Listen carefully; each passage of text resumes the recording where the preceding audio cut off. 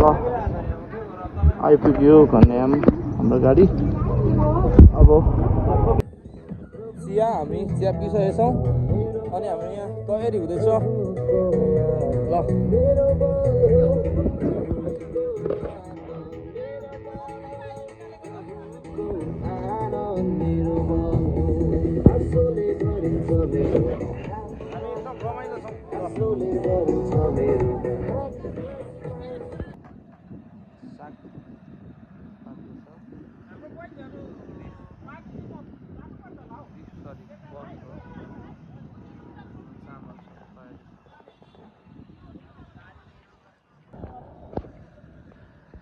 दहीमसी हामी चाहिँ चिया पिउँदैछौँ।